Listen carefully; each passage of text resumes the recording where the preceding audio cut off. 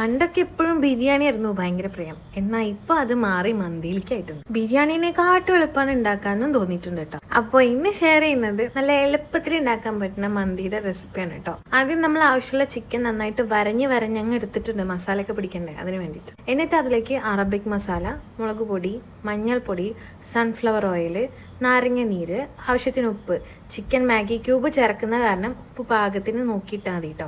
എന്നിട്ട് ginger garlic പേസ്റ്റും കൂടെ ചേർത്തിട്ട് നന്നായിട്ട് അങ്ങ് മിക്സ് ചെയ്തൊരു 1 അവർ മാരിനേഷന് മാറ്റി വയ്ക്കാം. എന്നിട്ട് നമുക്ക് ആ ചിക്കൻ കുക്കറിൽ ഇട്ടിട്ട് അങ്ങ് വേവിച്ചെടുക്കാം. 2 വിസിലിൽ ചിക്കൻ വെന്തിട്ടാ. ഇനി നമുക്ക് അതൊന്ന് ഫ്രൈ ചെയ്തെടുക്കണം. സൺഫ്ലവർ ഓയിലും ബട്ടറും ചേർത്തിട്ട് 2 സൈഡും ഒന്ന് ഹൈ ഫ്ലെയിമിൽ ഇട്ടിട്ട് ഒന്നങ്ങ് ഫ്രൈ ചെയ്യും. എന്നിട്ട് അതേ പാത്രത്തിൽ തന്നെയാണ് നമ്മൾ റൈസ് ഇട്ട് കൊടുക്കുകയാണ്. എന്നിട്ട് അതിൻ്റെ ഇടയിൽ ക്യാപ്സിക്കം ഇങ്ങനെ ഇട്ട് കൊടുക്കുമ്പോൾ ക്യാപ്സിക്കം നമുക്കിങ്ങനെ കടിക്കാൻ കിട്ടും. നല്ല ടേസ്റ്റ് ആയിരിക്കും. ഇനി അങ്ങനെ വേണ്ടാത്തവർ ക്യാപ്സിക്കം ചിക്കൻ വേവിക്കുമ്പോൾ വേവിച്ചാൽ മതി കേട്ടോ.